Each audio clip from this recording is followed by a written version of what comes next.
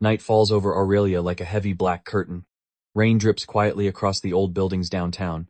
Streetlights reflect on the wet roads, creating a city that looks both beautiful and cold. On top of the Parliament building, a lone figure stands against the wind. That man is Ethan Vale. For years the nation has known him by another name, Guardian of Aurelia. His dark blue armor is soaked by the rain. On his left arm rests a round shield marked with a silver star, the symbol of freedom and hope. For many years that shield appeared whenever the country faced its darkest moments. But tonight, Ethan does not look at the city like its protector. He looks at it like someone questioning everything he believed in. In the distance, a giant screen on a media tower broadcasts breaking news.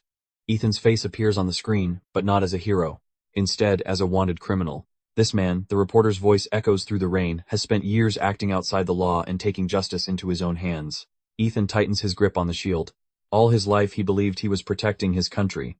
But now a question grows louder in his mind, heavier than the thunder in the sky. Does this symbol still stand for what is right? The next morning, the entire nation of Aurelia wakes up to a media storm unlike anything before. From giant street billboards to television news and online reports, the same message repeats everywhere. Ethan Vale is not a hero. He is a threat. Edited videos begin circulating across the networks. Footage shows Ethan breaking through police barricades while chasing criminals. Clips show him knocking out masked enemies during intense battles. Each moment is framed as proof that he is a man who believes he stands above the law. Behind the campaign is a rising political organization called the Council of Restoration. Their spokesperson appears on national television speaking in a calm but sharp voice. No individual, he says, no matter what symbol they wear, should ever stand above the law. The statement spreads across the country like wildfire. Debates explode everywhere. Some people still believe Ethan is a hero, but more and more citizens begin to question him. The pressure builds quickly. Then the final blow arrives. A murder takes place during the night. Witnesses claim they saw the Guardian of Aurelia at the scene. Within hours, the government issues a nationwide arrest warrant for Ethan Vale. From the nation's greatest symbol, he becomes the most wanted man in Aurelia. On the second night after the arrest warrant, the city of Aurelia feels tense, like a string pulled tight. In the sky, patrol drones sweep blue lights across the buildings, searching for a man who only days ago was the pride of the nation. Inside an abandoned warehouse at the old harbor, Ethan Vale stands by a broken window staring at the dark ocean. A small radio on the table continues to play the news. Ethan Vale, also known as the Guardian of Aurelia, remains at large. Ethan reaches over and switches the radio off. That was fast, a deep voice says from the shadows. A man steps forward. It is Marcus Reed, a former intelligence operative and one of Ethan's oldest allies. Marcus drops a folder onto the table. Those videos, they're edited, he says. Someone is building a story. Ethan flips through the documents. Small details start to appear. Timestamps that don't match. Witness reports that contradict each other. And one name that keeps showing up again and again. Council of Restoration. Marcus crosses his arms, his face serious. This isn't just a media campaign. He pauses. This is a witch hunt. Ethan picks up the shield resting on the table. The metal surface reflects the dim light of the warehouse. If they want to turn him into the enemy of the nation, then he will find the truth even if he has to stand against the entire system. 3 days later, the hunt for Ethan Vale spreads across the entire country. From the crowded streets of Aurelia to the border checkpoints, his face appears on every screen. But while the government searches for him, Ethan and Marcus Reed move closer to the truth. Inside a hidden underground room beneath an old library, Marcus activates a data decryption device. Lines of locked files appear on a pale blue holographic screen. This is what I pulled from the Council of Restoration servers, Marcus says. The documents begin to open. This was never just a media campaign. And it was never just a trap. Those were only the surface. Behind the Council of Restoration lies a name Ethan has never heard before. Shadow Dominion. A secret network made up of some of the most powerful figures in politics, finance, and media. The files show the group has existed for decades, quietly influencing elections, shaping laws, and even creating crises to control public opinion. Marcus zooms in on an old document. Look at this. A symbol appears on the screen, a dark circle surrounding 5 small marks. Ethan's eyes narrow. The symbol looks disturbingly familiar. Marcus slowly looks toward Ethan's shield. At the center of the shield's silver star is a tiny engraving most people never notice. And that engraving is exactly the same symbol on the screen. The news spreads across Aurelia faster than Ethan and Marcus ever expected. Only days after the campaign against Ethan begins, a new figure appears across national media. A new hero. On the giant screens in the central plaza, thousands of people gather to watch. Cameras zoom in on a man wearing bright red and silver armor. On his chest is a star symbol, strikingly similar to Ethan's. His name is Victor Hale. The television host speaks with excitement. While Ethan Vale betrayed the nation's trust, A new hero has risen to defend Aurelia. Victor Hale is introduced as Sentinel Prime. He appears in perfectly staged rescue missions, always surrounded by cameras. News outlets praise him non-stop as the new symbol of order and discipline. But Ethan and Marcus know the truth. Marcus opens a classified file on the screen. All of Victor's missions are staged, Marcus says. The criminals he defeats are already under control. Ethan stares at the screen in silence. A fake hero, created to replace him. And the most frightening part is that people are starting to believe it. Marcus looks at Ethan. Shadow Dominion isn't just trying to destroy you, he says. They want to rewrite the story of this nation's hero.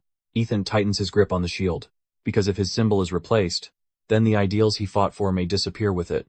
That night, Ethan and Marcus follow the final data signal to the Council of Restoration headquarters, a massive glass tower in the financial center of Aurelia. The city outside shines with lights, but inside the building everything feels dark and silent.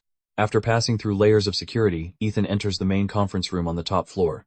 A man stands in the center of the room with his back to the window looking down at the city. When he turns around, Ethan feels the world stop. It is Chancellor Adrian Wolfe, one of the most powerful leaders in the Aurelia government. A man who once stood beside Ethan during national ceremonies. Marcus whispers, "That's impossible." Wolfe smiles calmly. "Welcome, Ethan." Behind him, a giant screen lights up. The symbol of Shadow Dominion appears. The Council of Restoration is only a mask, Wolfe says. Shadow Dominion is the true force shaped. He slowly walks toward Ethan. Heroes like you are useful, but only when they serve the right purpose. Ethan stares at the man in front of him, someone who once represented the government he trusted. And in that moment, a harsh truth crashes down. The people controlling the nation are not outsiders. They are the very ones running it. The shield in Ethan's hand suddenly feels heavier than ever, because for the first time in his life he is no longer sure what he is fighting for. After the confrontation with Chancellor Adrian Wolfe, Ethan and Marcus are forced to retreat before the building's security forces arrive. As they leave the glass tower, the city of Aurelia still shines brightly like any other night. But for Ethan, everything has changed. They return to the abandoned warehouse at the harbor. Marcus throws his coat onto the table. "We have the evidence," he says. "If we release everything, people will know the truth." But Ethan does not answer. He stands quietly in front of the table, where the silver shield rests. The symbol he once believed represented the nation's hope now carries the mark of Shadow Dominion. Ethan lifts the shield and stares at the star in the center. Wolfe's words echo in his mind. Heroes are only useful when they serve the right purpose. Ethan takes a slow breath. "This is exactly what they want," he says. Marcus frowns. "What do you mean? This shield? This symbol?" Ethan looks at it one last time. "If I keep wearing it, they still control the story." Marcus slowly understands. If Ethan fights as the guardian of Aurelia, everything he does can be twisted against him. Ethan places the shield back on the table. From this moment on, he says quietly, the guardian of Aurelia no longer exists. Marcus stares at him in shock. Ethan turns and walks toward the door. "I will still fight," he says. "But not for a symbol they have stolen." Outside, the ocean wind blows hard through the night. And from that moment on, Ethan Vale becomes a hero with no country. 1 week after the guardian of Aurelia disappears, the nation falls into chaos. On television, Sentinel Prime becomes the new symbol of order. The government claims everything is under control. But behind the speeches and bright lights, Shadow Dominion is preparing the final stage of their plan. A national media control system is activated from Aurelia's central data hub. Once online, it will allow them to manipulate every broadcast, every image, every story the public sees. But at that moment, a lone figure appears on the rooftop of the central tower.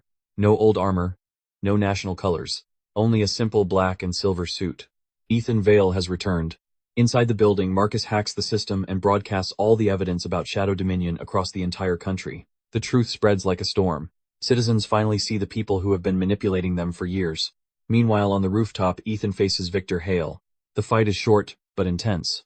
In the end, Victor falls. Ethan stands in the night wind, looking down at a city that is slowly waking up. Marcus speaks through the comm. "Ethan, the people are seeing everything." Ethan looks at the silver shield Marcus has brought to him. He picks it up. Not for the government. Not for the old symbol. But for the people living under this sky. He whispers, "A symbol doesn't belong to power. It belongs to the people who need protection." And once again the shield rises. The guardian of Aurelia returns. But this time, he fights for ideals, not authority. Comment 1 if you want to see the next chapter.